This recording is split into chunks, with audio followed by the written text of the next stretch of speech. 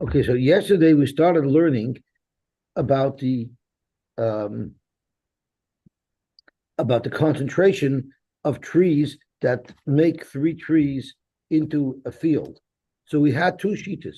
It's either they're spaced between 4 and 8 amas apart, or they're spaced between 8 and 16 amas apart. So it was Rav Nachman who said 8 to 16, and Abaya told Rabbi Yosef, don't paskin that it's from 4 to 8, because we have a Tana that supports the 8:16, and in the Brisa or in the Mishnah that the Gemara quoted, Legabe the halach of Klayim, that once you're 16 amas apart, it's no longer considered one field joining the three trees. The Mishnah supported it with a story in Salmon where somebody planted his kerem 16 amas apart, and they allowed them to plant other zroim in there, which means it's not a kerem.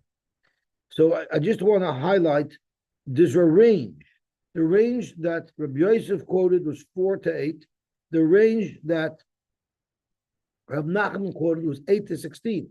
But when the Gemara brings the raya from the Mishnah in Klayim, the Mishnah is only on the 16, on the furthest away concentration, on the lowest concentration. The Mishnah does not discuss the minimum. So that's something that we have to be aware of that will come to play very shortly. So we have now the two shitas. Is it 4 to 8 or is it 8 to 16? Well, those are maybe ones. The 8 to 16 is the takana. The 4 to 8 could be the derisa. It could be, but the fact that we bring a right to 16 doesn't prove anything about what the Tan holds about 8. No. There was no opinion expressed at all about 8. So the Gemara shares another story that happened in Dura Derusa, a city of shepherds, where they actually considered, even if it was with an 8 amas. So the story that Rabbi Yosef quoted was an actual case where the Dayanim, or it was Rabbi Huda said, I'm going to consider it one field, and they were less than 8 apart. So there's a story that supports that. So how did we know that it was within 8? Because Rabbi Yosef said as follows: in a case where we had 3 trees within 8 amas of each other, Rabbi Yehuda paskin zil havle kamale bakar v'kela. Give them the amount of space that a bakar v'kela would take up. V'lo hava yadana kamale bakar v'kela kamahava. We didn't know how much that space is. Given the Shemaitza lahadatnan, but when we ran across another Mishnah which says Lo yita adam ilan samach l'sada chaverei ela imkein hirchat mimena dalet amos, and v'tani Allah, and a Brisa explained why does this Mishnah say that one must be 4 amas away from the edge of their field. Dalet amos amru was kedei avodas hakerem. Amina shmamina kamale bakar v'kelov is dalet amos. So now I know when the Mishnah uses a nusach of Mali Bakar V'Kelov, that's code word for 4 amas. So we see that Rabbi Huda gave the buyer a perimeter of 4 amas all the way around the canopy of the 3 trees that he bought. And we know that the concentration was between 4 and 8 amas. So that proves Rabbi Yosef's shita.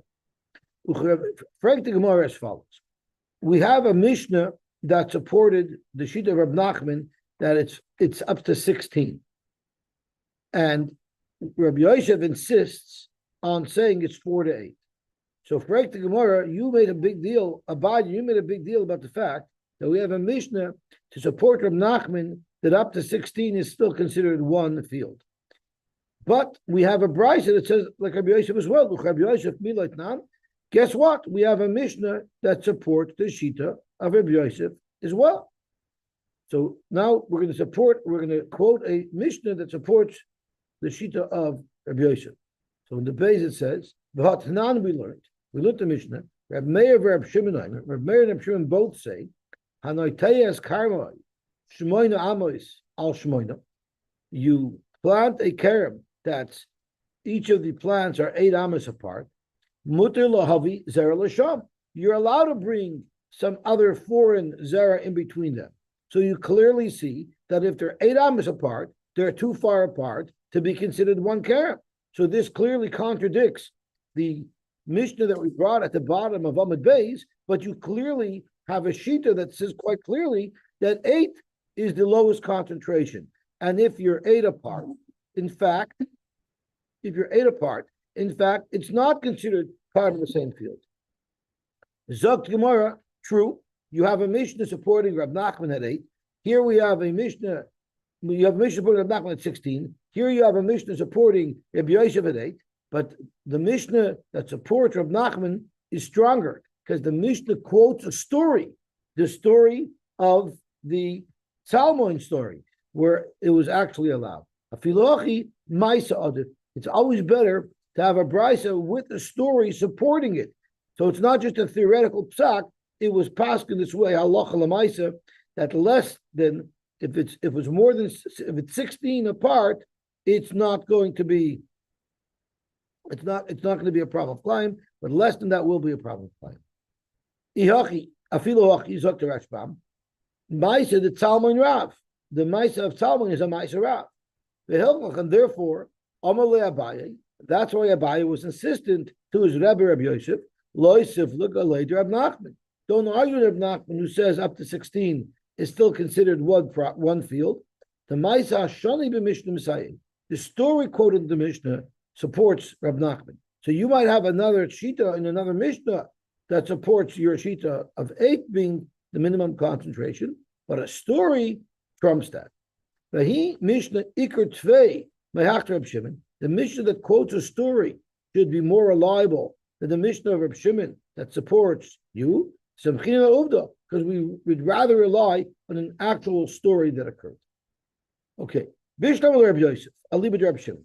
Bishlam the old that 8 is the minimum concentration. Shmeina, or the maximum distance. Shmeina lay mifuzarin, v'shmeina lay ritzufin. We actually see the maximum spread that they can be spread apart as 8, and the minimum that could be spread apart before they're considered too tight is 4. We've learned it in both directions. So let's have a look at the Rishbam. The range of concentration is if they're 4 apart to 8 apart. Tighter than 4 apart is not a sada, and more spread out than 8 apart is not a sada. Usfir like Reb Shimon, that would be the sheet of Reb Shimon. We actually see a Tana that says the range, both the upper end of the range and the lower end of the range. We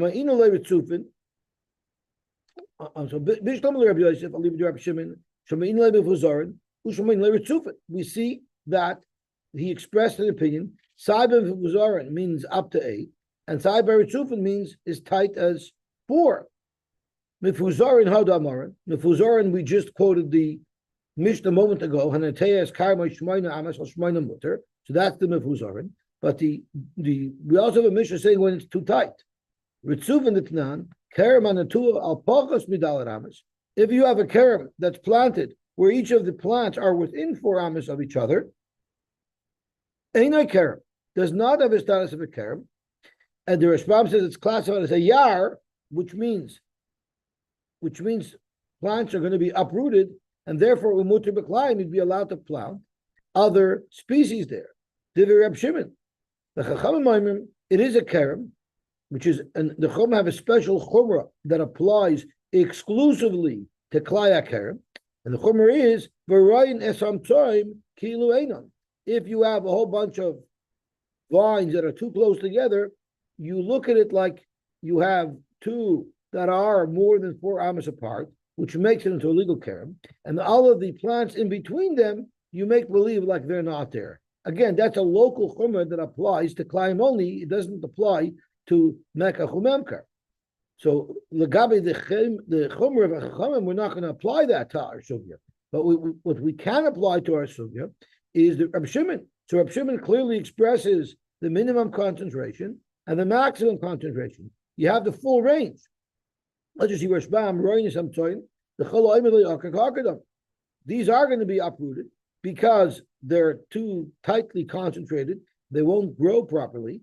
The Chomer he gabeklayim. Here's where the Shbam says is this is a local Chomer that applies only to the issue of Klayim. Yes, you found me a great story in Talmud that clearly says that up to 16 apart, it's not mifuzarin. If it's 16 apart or more, it's mifuzarin and it's not considered a sada or a kerem. But ritzuvin mishminlei, where do you see the minimum concentration of 8 amas? Zok to Gemara, you know what it is? Svarahu. Midil Rab Shimon palga, l'Rabbanan nabli palga. We're just using a svara. If Rab Shimon, according to Rab Shimon, how do you calculate the tightest concentration? You look at the loosest concentration and you take half of it.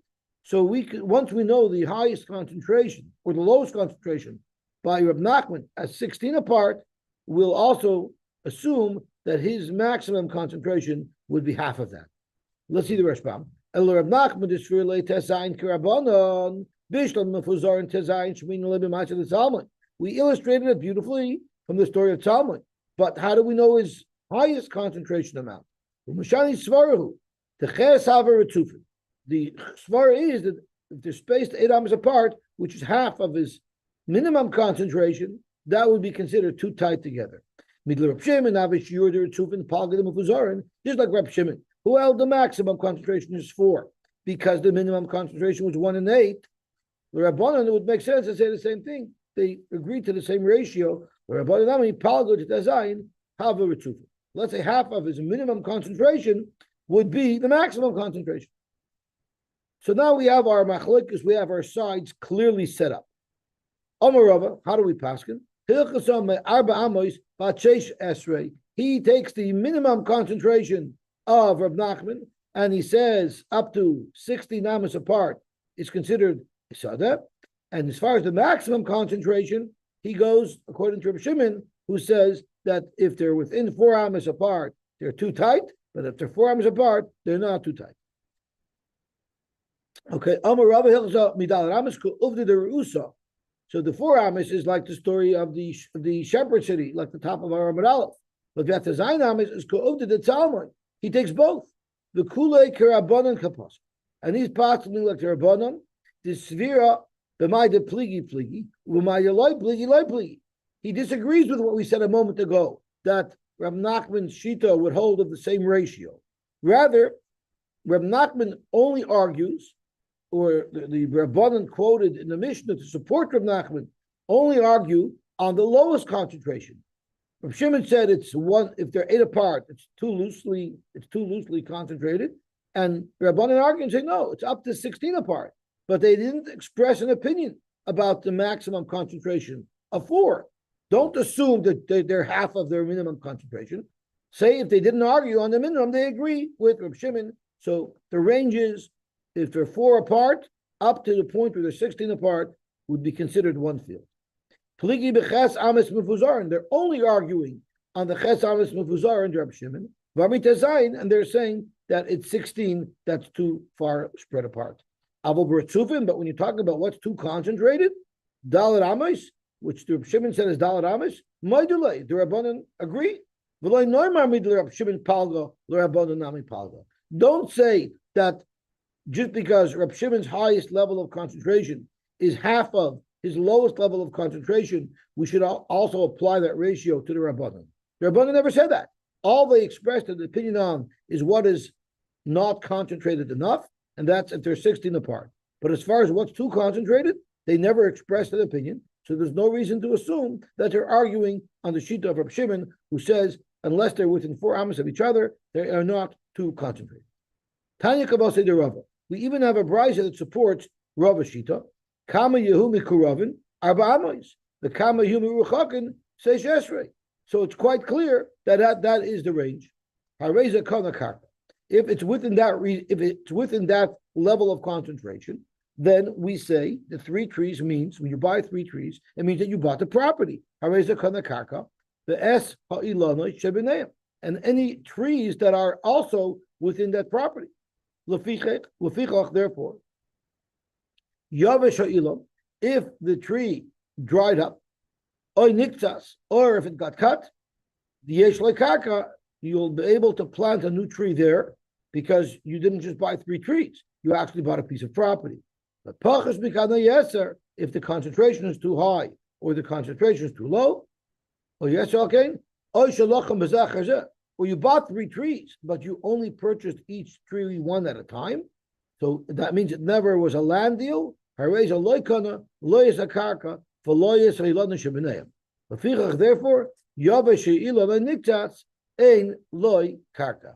so I just have a comment that's a little funny. What I don't understand is if the concentration is, let's say, they're 10 amas apart in the sweet zone, so they're concentrated. You're cutting them and the trees in between them. If there's trees in between them, then the concentration is tighter, right? So I look at the Rashbam, and if I look at the first wide line on the Rashbam, what does it mean? The trees amongst them, why is the Rashbam telling me that they're small trees? Who cares what size they are? So it must be that we're talking about when you buy 3 mature trees, that includes the whole property. Ilon Katan is probably just saplings, which don't really count as trees, because if they were big trees, so then that changes the whole concentration. I'm assuming that's what it means. Otherwise it doesn't. Otherwise, I don't think it makes sense. Talk to more about it. Boy, Rabbi Yirmiyah. Rabbi Yirmiyah had a shayla. When you're measuring the distance between the trees, where on the trees do you measure from? Kishu moided mimakam kotzer hu moided. Do you measure from the top of the tree, which is where the tree is thinner, or mimakam racham hu moided, or are you going to be measuring from the trunk, which is much wider? There could be 12 inches in between them, and that could push you over the level. Oh, so you're thinking of a big tree that spreads out. I'm thinking of a palm tree that gets skinny. But I'm happy you brought it up because there's actually a machlokes rishonim relative to this. So let's see if we could find the machlokes rishonim. First, let's look at the Rashbam. Zok the Rashbam, mimakim kotzer, migoiva geza ilon, from the top of the trunk, which is where it's thinner. Who might it atesayin amish ve'adal amish? Mimakim roichav somuk lekarka. At the bottom, closer to the ground, that's where it's thicker. But look at the next lashon he brings. There is the pasri. There are those who explain this. Mokum kotter is kol hageza ad hanofim. The center trunk, that is the mokum kotter. And mokum rochav is exactly what Duvi was referring to. Mokum hanoifos hanofim.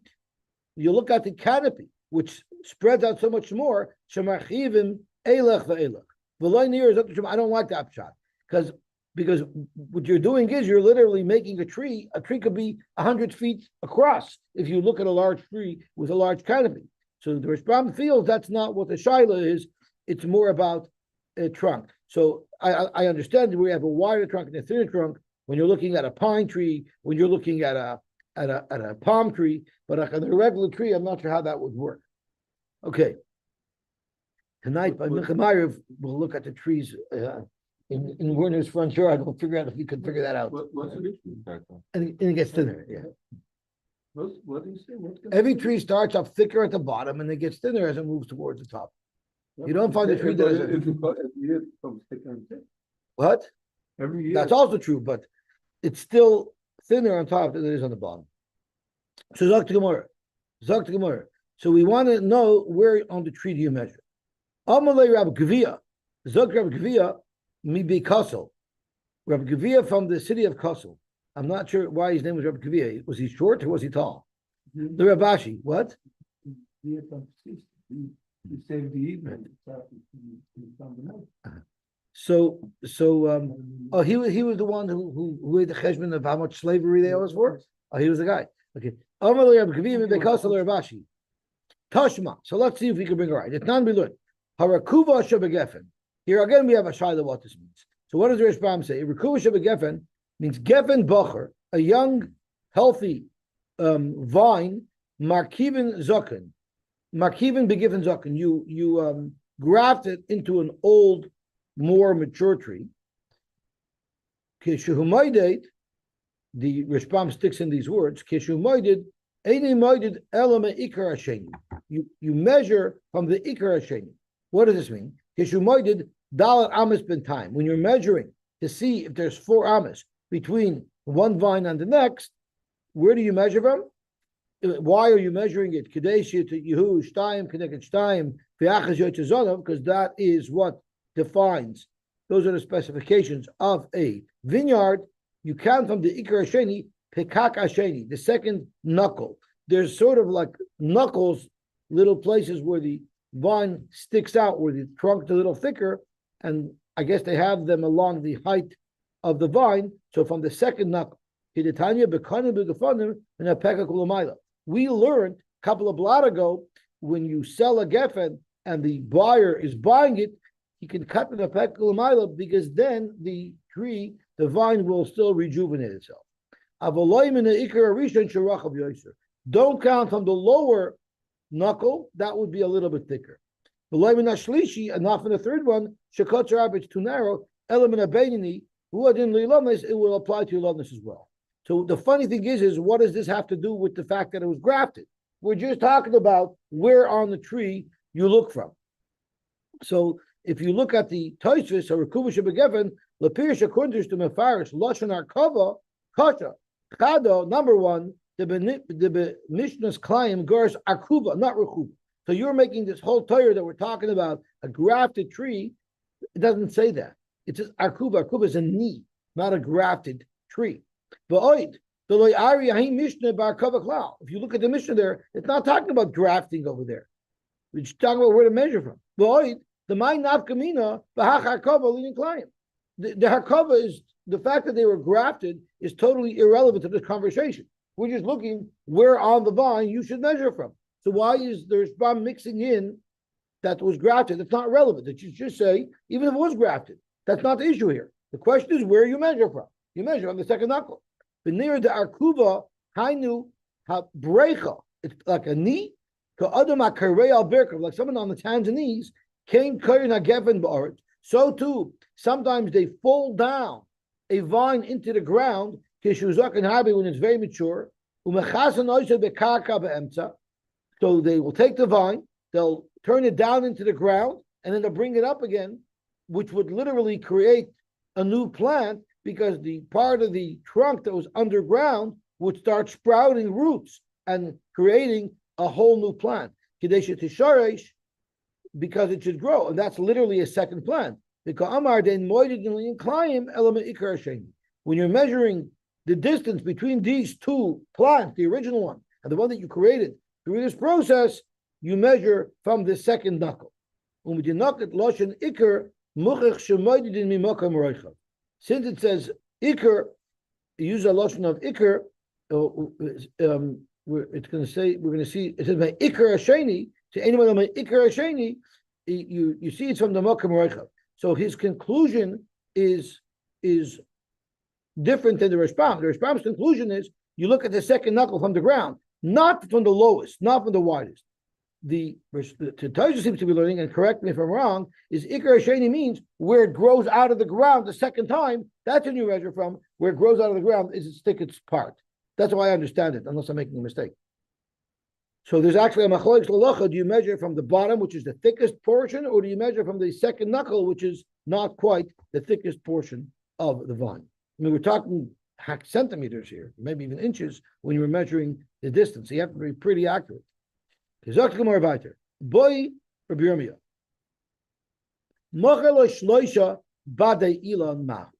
What if you sold 3 badei ilan? This is a very interesting question. Let's see the Rashbam. Gimel badei ilan. Ilan echad, mocher loy. He sold him 1 tree. I'm sorry, that's not film. Because for Sunday. That's my Sunday album. Okay. Zog to Gemara. Ilan echad mocher loy. He sold him 1 tree. Sheyesh l'shalosh badim, that has 3 different outgrowths. Muruchakin zemizeh dal ramos. that has three different outgrowths that are each 4 amos apart. The Hela Hakarka Sirtoin. So what happened is you have a tree from which its trunk grew out 3 different branches. Originally, it grew out of the Geza. Originally grew out of the Geza, out of the trunk, above the surface of the earth. But then there was silt that covered it over. So now it looks veneering. Now, when he's selling it, we have 3 different trees sprouting out of the ground. So it actually looks like 3 separate trees. Do you say, yeah, it looks like there's 3 or 4 plants here, but it's really all from one tree. And therefore, this is a sale of one tree. And it's not a land sale. Since by now, each of these offshoots have already sprouted their own roots, even though these are all connected under the ground. That's one shot in how the Rishpam wants to learn. There's the Amrile, the Gimeli Lanos. There were 3 trees. So Gimel Badela means I sold you 1 branch from each tree of 3 trees. So basically, you're a branch manager. But there's no havamina that should mean that I sold them the entire property. The kivan is shayar la'atzmai roi kol bada ilan. I'm only selling you 1 branch from each of 3 trees. For sure, I'm not selling you property. Shayar gamakaka la'atzmai.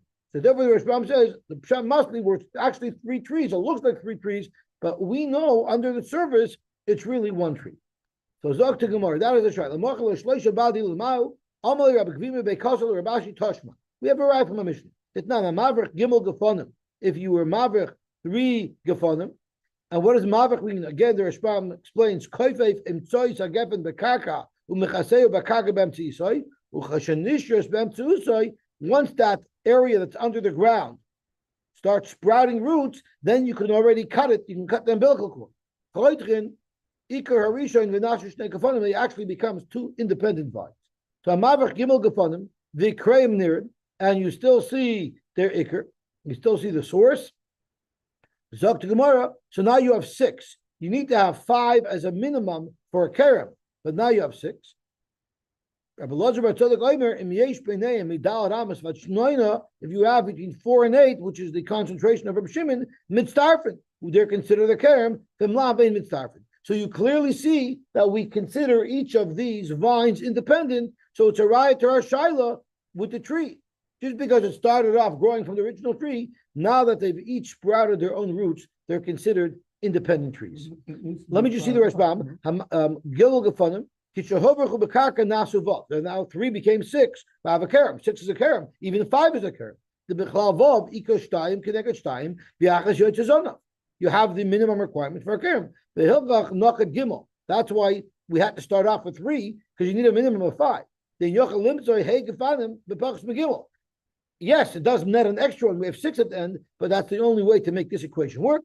The shtei gefanim muvrachos lo have a dalat. You would only, if you only were maverick 2, you end up with 4, and you need 5. V'kreim nirin claimer sheshrishu. So what's the definition of a kreim nirin? It means that the 3 new plants that you've created have sprouted their own roots, so now they can be considered independent plants. Medal v'atches kreb meir v'rab shimon il mitzdarfen v'alvagav d'chol shtei gefanim yanki mishar shechem. Even though technically under the ground before you cut them, they're still being yoinik from the same root of the main mother plant. Well, in the what were you saying? It has to be far enough. No? It says the first, that's of course.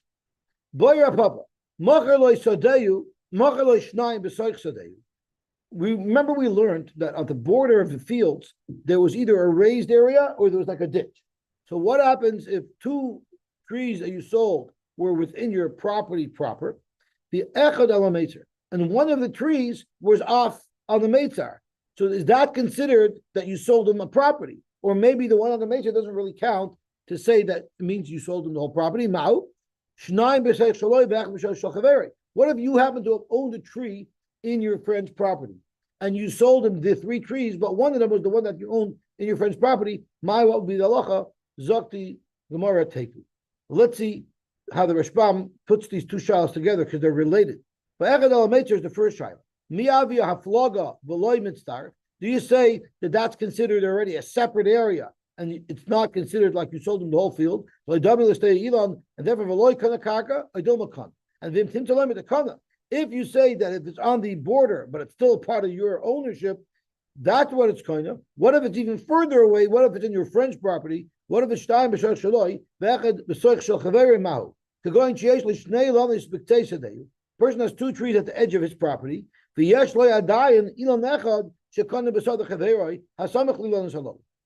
owns one tree from his friends. And he happens to have specifically bought the property there. So do they combine? I don't understand. Why is it called Bekarka Chaveroi? Now that you bought it, it's yours. It must be because there's a border in between. There must be a noticeable border in between. Otherwise, I just moved the border. But I guess there was a noticeable border between this was Taka on the other side of the border. Yeah, but what about the land? It's inside his land, maybe from the end of that tree. No, the response is he bought the land. You own the land with the tree. Yeah. Otherwise, how can I sell what I don't have? Sorry? Well, it says V'yesh loy gama karka ima ilam. So Yeah, but maybe there's still other land. so then it's not. Then how could you be having that it should work? I'm selling you two trees here and one tree there. That can't be. How can you say that? So it's right. I can't. But I can't tell you what I don't have. I can't tell you land that I don't have. It has to be that it's connected. There's some trees that manage are on the border that separates the border. Then has the ein tree is lach around inside. It's not managed on the border. The borders here aren't just a line. It's not just a fence. We're talking about a whole ditch area. It's a big hefsek. I don't know. I hear what you're saying. Boyer Bashi. What about bor? What if there's a bore of water in between the three trees? And the way the Rashbam learns it, and not another way, the Taish learns the opposite. The Rashbam learns Boyer Bashi. In Tim Zolaimer, the Hanach ain't mafsikin. A border, or if it's in the French property, it's not mafsik. Mishum delekha shum hefsek min time. There's no geographical hefsek. It just happens to be that it belongs to somebody else. Avalum yesh bor shalmayim mechunos ben gimel ilanois mal shetavsik. What if you have a body of water? That's a different geographical feature. If you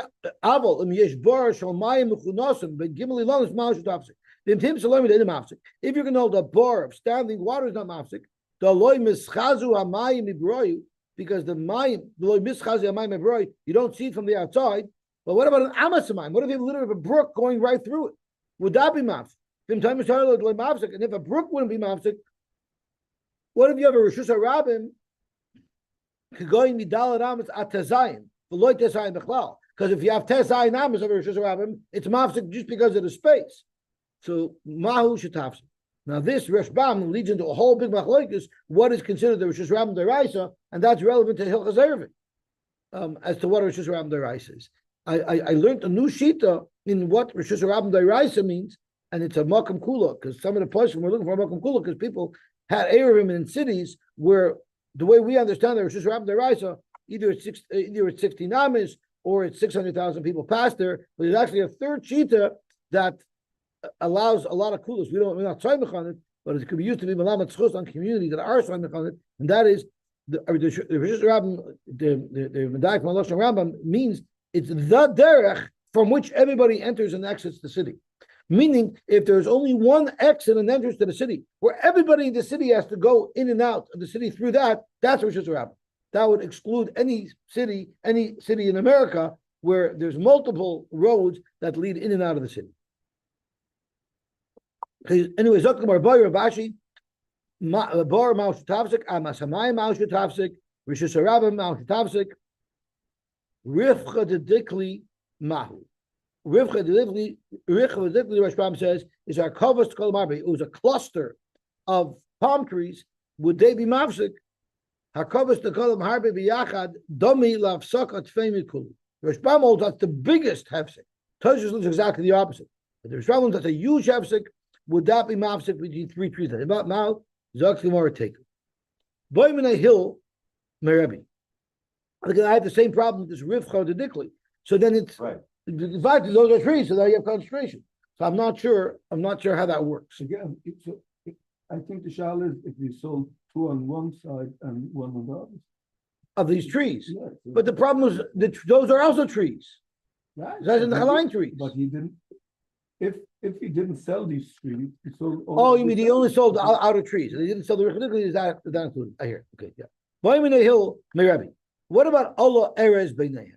What if an Erez grew in between the three trees after he sold it? Mao, what's Allah? I don't understand what the shaila is. After I bought it, anything that grows is mine. Allah B'Rishusa Didei Nafa. Ela Hoya Erez Beinayim. What if there was a cedar tree in between them? I guess it's considered a prominent tree. Ma, would that be included? Amalei kana v'kana. Avade, you'd be kind of. Ketzad hein moimdu. Now we're talking about three trees. What configuration are they in? Well, I guess it's being where it's not creating it. Because it's, I sold you this, and that. This is a very prominent tree there. I didn't include that. So maybe that wouldn't be included in the deal. You're asking if I bought the property, so I'm buying whatever's on the property. Oh,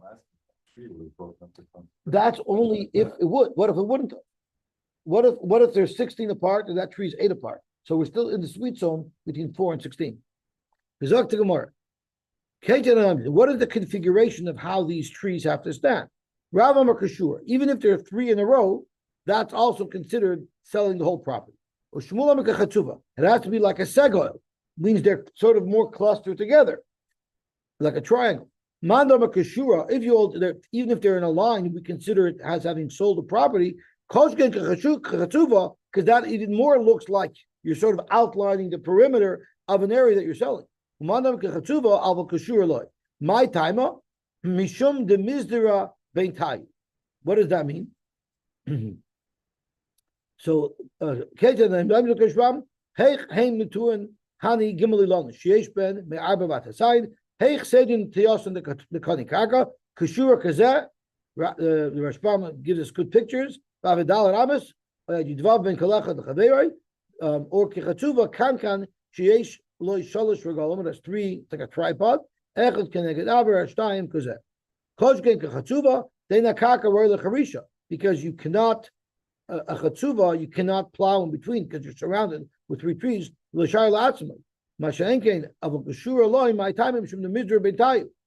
You could very easily get a plow in between 2 trees if there's not a 3rd tree impeding your way. But so if they're in a row, you can easily plow between them. Maybe that would be considered a hefsek. And why? Because if it's placed to plow, it's very possible that I'm not selling you the land. I could use that property to plow separately. That also depends how much space is. So Pasha Chativ is not so easy because you can't go straight through. You can't have a row there. It'll be a little bit impeded. Zoktamar Baita. Maskav Lo Rav Hanuna. If you hold like Chatzuvah, my time, the Lo Mizr B'nai. It's because you're saying the svara is because you wouldn't be able to plow amongst them. Class. What if I sold you 3 trees that have thorn bushes? You can't get near them because you're going to get injured. So there might be enough room, but you still can't get in there because you're going to get hurt. Are you going to say that includes karka? And those aren't even trees; those are like bushes. The bushes have another problem; they're not kosher. Zokter Rishbam, in order to say that when you sell 3 trees, they automatically mean that you're selling the land. Hanach le'chashivi Zokter Rishbam. Higi remaisa are not choshev; they're just low bushes. In order to say that when you sell a tree, it includes land, it's chashivos the ilanois and v'hudulay mizdera. You need 2 things. A is you need that there should be prominent trees. Higi remaisa do not qualify, and B is it has to be that you can't get the plow in between them. Now we're getting into butchery. If you sell the head of a behemagasa, it does not include the hindquarters. Of course, Rashbam says that was the minig in those days, but of course, it's always kaminik hamadina. So we're talking about now the butchering practices of the times of the Mishnayos. Machas raglayim lemachas haroish, machas hakana. The kana means the windpipe, but it automatically means the lungs. It generally includes the lungs. If you sell the lungs, lemachas hakaved, it doesn't include the liver. Machas hakaved, if you sold the liver, lemachas hakana. Avol badaka, but if you're talking about behemedaka, there things are packaged together. Machas haroish, machas raglayim. Machas raglayim, loy machas haroish. So there, if you sell the head, it includes the raglayim, but if you sold the raglayim only, it doesn't include the roish. Again, this is how things were packaged in those days. Machas hakana, machas hakaved, There's four scenarios which will have four different results when you come to sell things. Item number one. We decided I'm selling you grade A chitin. Venim to rice. When you open the package, it was really grade C. It wasn't good products. So who was ripped off? The lakeach was ripped off. So therefore, lakeach yochel lachseboy. The lakeach can back out of the deal, but the moicher can't. Why would the moicher want to back out of the deal? Very simply. What if after he sold them, they jumped in value? Now they're worth more. Even though they're junk, he'd still rather them back because they'll be able to sell them for more. He can't back out. Only the one who was nisana, the one who was ba'avot, he can back out. What about the opposite? Royce, we made up, I was going to buy low grade, and then it turns out by mistake it was a mislabeled package, and it was much higher grade product. So the halach is there moicher yachalach. Only the moicher can be chayzer, not the lekeach. Why would the lekeach want to be chayzer? What if it dropped in value tremendously since the deal, and the lekeach wants out because now he can get a better deal? He cannot back out. What about Royce for them to Royce or Yofis for them to Yofis? Of course, ein echad mehem yachalach shaboy. Pashtus, this is not a chiddush, but once we're listing off the four options, we list this off too. Shechamtus for them to Slavana. This is not better or worse. There are some people. There are some people who prefer red wheat, and there are some people who prefer white wheat. So what if it was supposed to be red wheat and it turned out white? Or levana v'nimta shchamtis, or eitim shal zayis v'nimta shal shikma. It was supposed to be wood from a zayis tree instead of a shikma tree. It's not like one is more expensive or better than the other, but there's different preferences as to what people want. Or shal shikma v'nimta shal zayis, yayin v'nimta chaymetz, chaymetz v'nimta yayin. We're going to have a discussion: is one better than the other? It seems like one's not better than the other. It depends on what your recipe is that day and what you need. Shneim yichom lachsuben. Then they can both be chayzer because they both didn't get what they expected. Reb Chisda has now a chiddush. Up until our Mishnah was talking about when the product was wrong. Reb Chisda suggests another case. What if the price was wrong? The seller sold something that was worth 5, he sold it for 6, which means that it was overcharged by 1/6. But then it went up in value. The Amar al Shemaina, it's worth 8. Minasan, who got ripped off at the time of the sale? Loikeach, because he paid something. He paid $6 for something that was only worth $5. Sure, now he ends up getting a good deal because it ended up going up. But at the time of the transaction, it was the loikeach who was nisana. Therefore, loikeach yachalach suboy v'loy moicher. The loikeach can be chayzer, but the moicher cannot. Why can't the moicher be chayzer? Mishum the Amar lei, because loikeach can tell the moicher, what a chutzpah. Ila loy nisan. If you wouldn't have been ma'ana me, if you wouldn't have ripped me off, there would be no option for you to be chayzer. It would have been a final sale. Now that you ripped me off, you should benefit from it. It's insane. V'tanatuna, and I'm going to bring you a riot to my pshat that I'm right from the Mishnah. Yafos v'nim to rice. What does the Mishnah say? And we're going to go through all 4 cases now. It's going to be a little bit complicated. We'll save that for tomorrow. We should have a wonderful, wonderful day. Today's Monday. We should accomplish the whole week's work in Monday, and then the rest of the week we can glide. And then I woke up. Mazel tov, mazel tov. Yeah, mazel tov, Rabbi Yitzchak. We have to give the official mazel tov, Rabbi Yitzchak. And look at that. Sorry, I didn't make up. Till who knows how late, and you're here in the morning. I know your video's not on because you probably look tired. It's on. It's on now. Okay. A big shkoyach for everybody that came. You shall lots of Yiddish nachas. Amen. Shkoyach. Have Have a good day. Okay.